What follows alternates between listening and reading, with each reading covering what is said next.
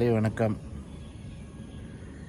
நானும் சின்ன புள்ளிலேருந்து நிறைய ஆசைப்பட்டு இருந்தேங்க. என்ன ஆசைப்படுவேன்னா, நம்ம அப்படி இருக்கணும் இப்படி இருக்கணும்னு. எப்படியும் இருக்க வேணாம். அதாவது என்னென்னா, ரொம்ப அதிகம்லாம் ஆசைப்படுறேன் நான். அண்ணன் தம்பி மாமா மச்சான் எல்லாத்தோட உறவுகளோட சந்தோஷமாக இருக்கணும். ஏன்னா இப்போ எல்லோரும் இப்போ நான் டிரைவராக இருக்கிறதால எல்லோரையும் பார்ப்பேன். ஒரு சில குடும்பத்தெலாம் பார்ப்பேன், நல்லா பரவாயில்ல எல்லாம் ஒத்துமையாக இருக்காங்க அப்படின்னு. அவங்க உள்ளுக்குள்ளே சண்டை இருக்கும், அது 1000 இருக்கும், காமிச்சிக்க மாட்டாங்கன்னு வச்சுங்களேன். அது நல்லது கெட்டது எல்லாமே ஒன்றாயிடுவாங்க.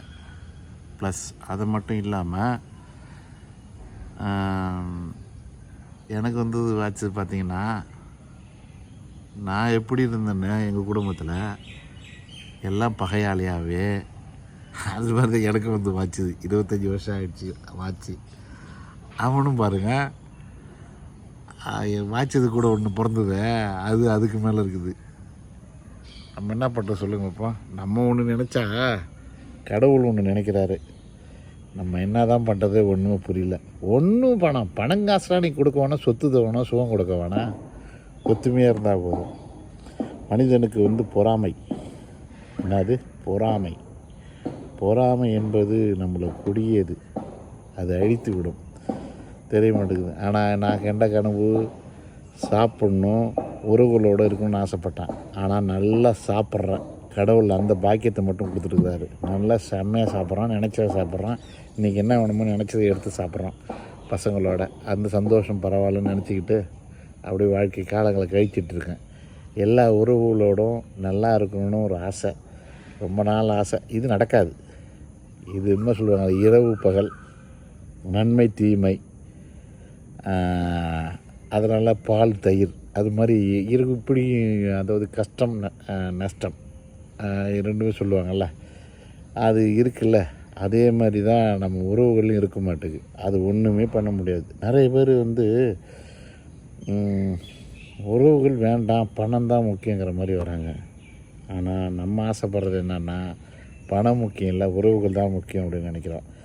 ஆனால் அவங்க மனசுக்குள்ள என்ன நினைக்கிறாங்களா, ஆப்போசிட்டாக நினைக்கிறாங்க. நம்ம நினைக்கிறத விட அவங்க வேறு மாதிரி நினைக்கிறாங்க. அவங்களுக்கு என்னப்பா இருக்குது, வசதி வாய்ப்பு இருக்குது, நம்மளால மதிக்கிறாங்களப்பா அப்படின்னு கூட ரொம்ப நாள் கழிச்சு, அதாவது என்ன பண்ணுறோன்னா, சரி கூட பிறந்தவங்க வந்து அண்ணன் தம்பி வந்து ரொம்ப நாள் பேசாமல் இருக்கமே, சரி நல்லது கெட்டதில் பார்த்தோம், ஒரு கல்யாணத்தில் பார்க்குறோம், ஒரு மஞ்சள் நீராட்டு விழாவில் பார்க்குறோம், இல்லை வேறு ஏதோ ஒரு காரியத்தில் பார்க்குறோம்.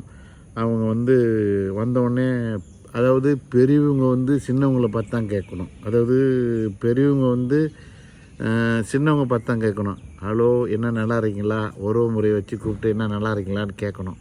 யாருமே இப்போ வந்து என்ன நினைக்கிறாங்கன்னு கேட்டிங்கன்னா, கௌரவம் எதிர்பார்க்குறாங்க. அதாவது மரியாதை, அது ஒரு பெரிய மரியாதையே கிடையாது. நிறைய பேர் அதான் நினைக்கிறாங்க. அவங்க வந்து இப்படி கேட்டால் நம்ம கௌரவம் குறைஞ்சிடுறதுன்னு நினைக்கிறாங்க. அது உண்மையிலே கௌரவம் குறையிறது கிடையாதுங்க. விசாரிக்கலாம், விசாரித்தா நல்லது. நம்மளுடைய தமிழ் பண்பாடு வந்து மேலும் மேலும் உயரும். இந்த காணொளி பார்த்து நண்பர்களுக்கு வந்து உங்கள் நண்பர்களுக்கு ஷேர் பண்ணுங்கள். பிடிச்சிருந்தால் கமெண்ட் பண்ணுங்கள். அப்படியே அந்த பெல் சிம்பிளை கிளிக் பண்ணுங்கள். அதாவது என்னன்னு கேட்டிங்கன்னா, இப்போ வந்து 2 பேர் கல்யாணம் பண்ணுறாங்கன்னு வச்சுக்கலாம். ஒரு கணவன் ஒரு மனைவி கல்யாணம் பண்ணுறாங்கன்னு வச்சுக்கலாம். அவங்க என்ன நினைக்கிறாங்கன்னா, ஒரு சிலர் என் பெண்கள் வந்து என் வீட்டு சைட்லேருந்து வந்தால் நீங்கள் மதிக்க மாட்டேங்கிறீங்க, ஆண்கள் வந்து என் வீட்டு சைடில் வந்து நீங்கள் மதிக்க மாட்டேங்கிறீங்கன்னு பெண்களை கேட்குறது. அதாவது நம்ம ரொம்ப நாளைக்கு அப்புறம் நீங்கள் யாரோ எங்கேயோ பிறக்கிறீங்க, எங்கேயோ வளர்கிறீங்க, இல்லை எங்கேயோ வரீங்க, ரெண்டும் ஒன்றா இருவரும் ஒருவர் தான் என்று உங்களுக்கே தெரியாமலே இருக்குது. அதனால் அனைவரும் சமம், 2 பேருமே சமம்தான். அந்த சமம் வந்து சம உரிமையோடு பேசணும், பழகணும். அதாவது ஒருவர் விட்டு கொடுத்து போவது கெட்டு போவதில்லை. நீ எந்த அளவுக்கு பொறுமையாக இருக்கீங்களோ அந்த அளவுக்கு பூமியை ஆள்வீங்க அப்படின்னு பழமொழி. உண்மை அதான். அதாவது பொறுமையாக இருந்தால், அதாவது விட்டு கொடுத்து போயிட்டே இருந்தால் நீங்கள் வந்து ஏமாளின்னு நினைக்கிறீங்களா, அவங்க வர நினச்சிட்டு போகிறாங்க. அதுக்கு உங்களுக்கு பலன் பின்னாடி கடவுள் கண்டிப்பாக கொடுப்பார். 100%, 100க்கு 100 உண்மை. நீங்கள் இதை அனுபவித்து பாருங்கள், விட்டு கொடுத்து பாருங்கள், கெட்டு போவதில்லை. விட்டு கொடுப்பவன் கெட்டு போவதில்லை. கண்டிப்பாக உங்களுக்கு அந்த பலன் வந்து உடனே வந்து சேர்ந்துடும். உங்களை உடனே வரும், உடனே அடுத்த செகண்டே உங்களுக்கு வரும். தெரியும் உங்களுக்கு, கண்கூடாக பார்க்கலாம் நீங்கள் அந்த அந்த பலனை. கண்டிப்பாக வந்து யாருக்கும் அண்ணன் தம்பிக்கு விட்டு கொடுப்பது, மாமா மச்சனை விட்டு கொடுப்பது கெட்டு போவதில்லை. ஆனால் ஒரு சிலர் பார்த்திங்கன்னா சுயநலவாதியாகவே இருப்பாங்க. இப்போ எங்கள் வீட்டிலாம் பாருங்கள், நிறைய பேர் சுயநலவாதி தான் இருக்காங்க. நாங்கள் அதை பற்றி கவலைப்படவே. பிடிச்சா பேசுவோம், பிடிக்கலைன்னா ஒதுக்கிடுவோம். அது மட்டும் இல்லாமல் நல்லது கெட்டது மட்டும் கலந்துப்போம். சொன்னால் கலந்துப்போம், சொல்லலைன்னா கலந்துக்க மாட்டோம். ஏன்னா மனிதன் பிறப்பது ஒரு முறை, சாவது ஒரு முறை. சிறப்பாக வாழ்வது ஒரு முறை தான். அதனால் நாங்கள் வந்து இருக்கிற வரைக்கும் ஜாலியாக அனுபவிச்சுட்டு போக வேண்டியதான்.